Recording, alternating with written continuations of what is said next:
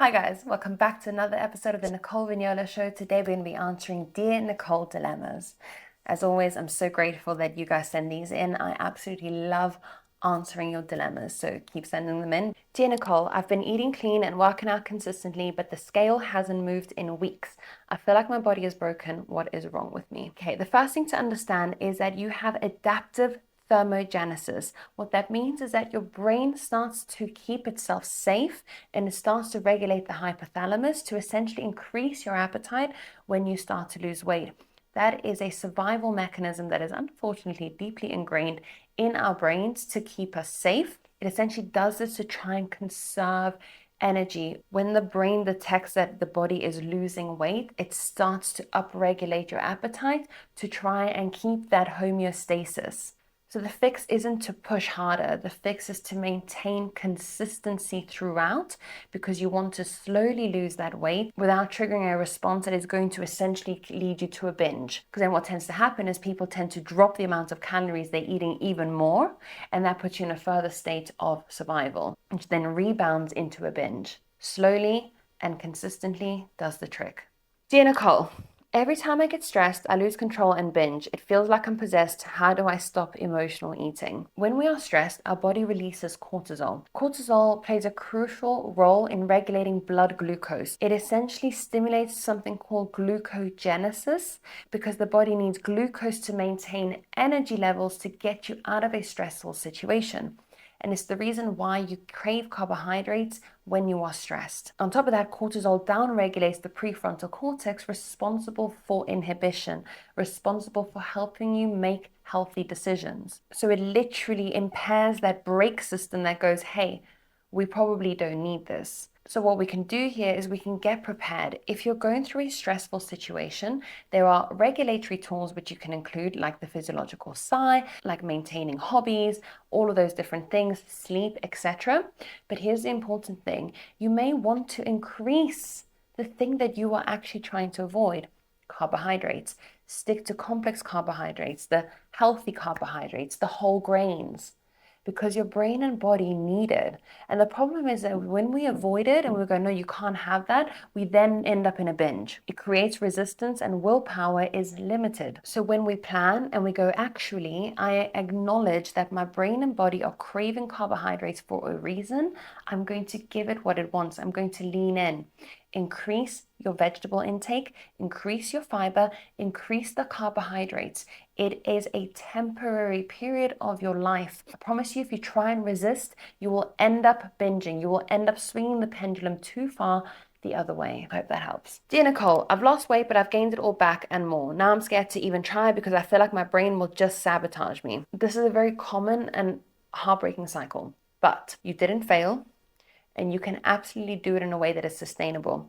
Now, here's the thing. When we go on crash diets, when we lose weight very quickly, the brain and body, as I said before, has this kind of like homeostasis regulation system that wants to keep you in a state of balance, homeostasis. What it then does is it triggers a hunger, because it then wants you to come back to that state. We have the set point theory, where the brain and body want to keep you at a set point. And so there's this kind of like rebound effect if you lose weight very quickly. Now, the other thing is that if you are eating foods that are ultra processed foods dysregulate our dopamine systems, that we end up on this hedonic treadmill, eating hedonically for pleasure, for joy. And what that does as well is that when this dopamine system is dysregulated, you want to eat more to get that same level of enjoyment. So what you need to do is you need to teach safety around food. We need to teach the brain and body that you are doing this in a controlled way that is emphasizing health. I would say reframe it from weight loss to how healthy do you want to be? How do you want to feel? You know, when we go to the gym 3 times a week and we do it because we want to lose weight, of course, there's an element of wanting to maybe do that. But when we change that from actually, I'm doing this because I want to feel good, I want to feel strong, the body will have this adaptive process the same way. because it will essentially want to keep you healthy. And by doing strength training and by being consistent with the way that we do things rather than these crash quick diets or, taking up running for 2 months that we can quickly lose weight, when we do it slower, when we do it more consistently, the brain learns that there's safety within this behavior, and it actually rewires the whole brain and body to adapt to this new person that you're trying to be, which is somebody that takes care of themselves. I hope you found this helpful. Dear Nicole, I'm always thinking about food even when I'm not hungry. Why can't I just be normal around food? There's associations, right? We learn things through association. So one of the things that you can do is reframe that as, okay, this is something that I've learned, but I don't need to be thinking about food right now because I ate at XYZ. Here's the other thing. Giving yourself structured timings of when you eat. Your brain and body have something called clock genes, which essentially means that you end up on the circadian rhythm. You have different hormones and different things that are being specifically triggered at specific times. If you go to bed at 9 o'clock every single night, your brain will start to release melatonin about half hour to an hour before 9 o'clock every single night if you do it like clockwork, because it learns that this is the time in which you normally release these hormones. It is the same with food. Giving yourself a structured timing for when you eat can also help you understand when you actually need to eat and when you're actually just thinking about food. Most people restrict too much. Most people don't eat enough food or think they're not eating enough food in their meals. And then what tends to happen is that you snack, you pick here and there, you end up eating more than you thought you were. And most people go, oh, but I don't eat that much. But there's so much picking going on that it all adds up.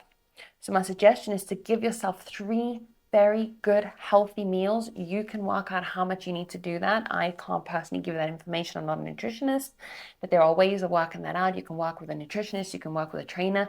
They will help you work out how much food you need.